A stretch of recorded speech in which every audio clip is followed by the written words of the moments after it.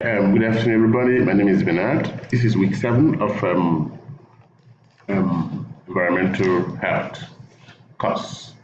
Um, this course is about the presentation. It's going to be a brief presentation of the impact statement, radioactive emission surveillance in New York City, and 5 minutes video presentation. Impact statement, radioactive emission surveillance in New York City, overview of the project. We want to build a surveillance team in New York City that primary responsibility is to survey the city regularly to make sure that radioactive materials or emission is not beyond their control.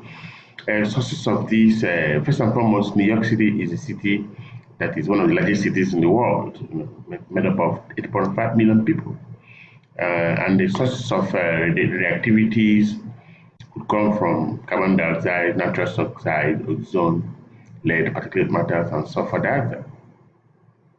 Radioactive emissions can also come from power plants, hydro stations, radioactive wastewater stations, nuclear stations, and radium, which is lethal to skin, possibly could cause cancer, and devastating health hazards, plus kills aquatic and human beings as well.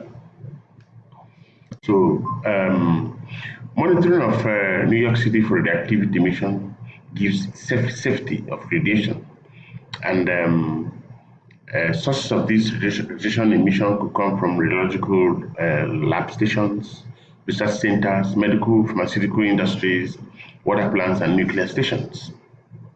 Example of radiation is what I'm showing on this slide, which is a radioactive waste generates radioactivity and emits radioactive byproducts. You can see this is a courtesy of helpsavenation.com. Environmental impact. We have environmental degradation as seen in Japan during the nuclear war atomic bomb in Japan, 1945. Also, it destroys green plants, causes death, mutation of genes, and chromosomal aberrations. It could equally cause cancer of the thyroid and other parts of the body. And not only that, it degrades the environment, generally kills green plants.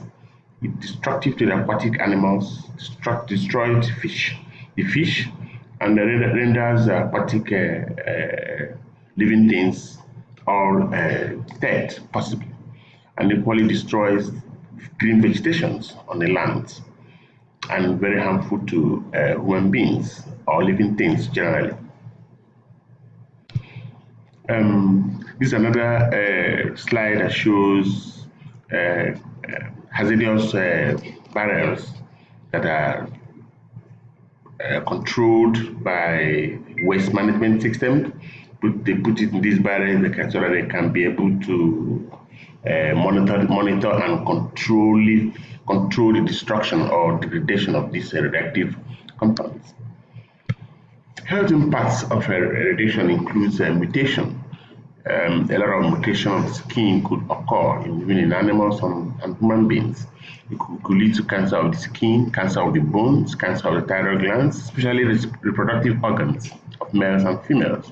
It can equally affect, the effect depends on the exposure time, age, sex, and occupation.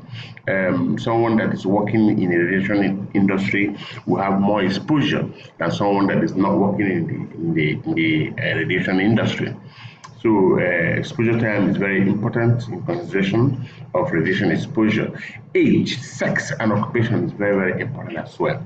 And this affects mainly more in pregnant women, children and fetuses, because children and the young ones are just growing up, their epithelium are multiplying rapidly, and this radiation can equally disrupt and destroy those cell multiplication. That's why it affects children and babies in the womb more than and pregnant women more than any other persons. Radioactive monitoring is very important because New York City is populated and we have a lot of centers that use radiation materials in in their factory or industry or facility. So the first thing we should do is radioactivity monitoring, monitor exactly where these sources are coming from, and then periodically check if there is any leakage. Air radiation monitoring units. Air radiation monitoring units are very important, at least for safety of people that live in our environment. Detection of dangerous levels should be reported to the appropriate authority for action to be taken to control, so as to avoid these bad hazardous effects on humans. And prevention and treatment is equally recommended. Once one is exposed beyond levels that are permissible, human beings, that person needs a radiological examination and appropriate treatment administered to the person to avoid the hazardous effects. Monitoring badges for employers is very important. Employers in radiation centers need to wear badges either in their belts or in their arms or in their feet. These badges records the quantum or the quanta of radiation they absorb. And these badges some of them are designed in such a way that if the person absorbs more than required, it keeps on blinking alarm, which will help the management to put the patient off duty or put the patient out of radiation area, so the patient not get doses that could be harmful to him or herself. Education is very important. At least everybody should be able to understand what's going on. Awareness creation is also very important, so you know where areas you go with protective body gadgets. Recommendations include surveillance monitoring unit, which is what I'm proposing in the city. Workplace and worker safety first. Monitoring devices or badges previously explained. Audible dosimeter provision of personal monitoring badges. These are just the other dosimeter are just those monitoring badges that can and the alarms can go off when the doses are high. And then restriction areas should be encouraged in these plants or stations. At least these areas should put open signposts that pregnant women, children should not get nearer. And restrict visitors from radiation areas is equally advocated. Recommendations continue. The use of filters, as was seen in my interview with the environmental specialist. Filters are like scrubbers that prevent radiation penetration to the skin. And periodic inspections is also very important, because periodic inspection will help us to detect those equipments that could potentially leak radiation and cause havoc to humans and other living beings. Radioactive emission monitoring is also very suggestive, recommended, and radiation emission discharge restrictions, according to my the person I interviewed.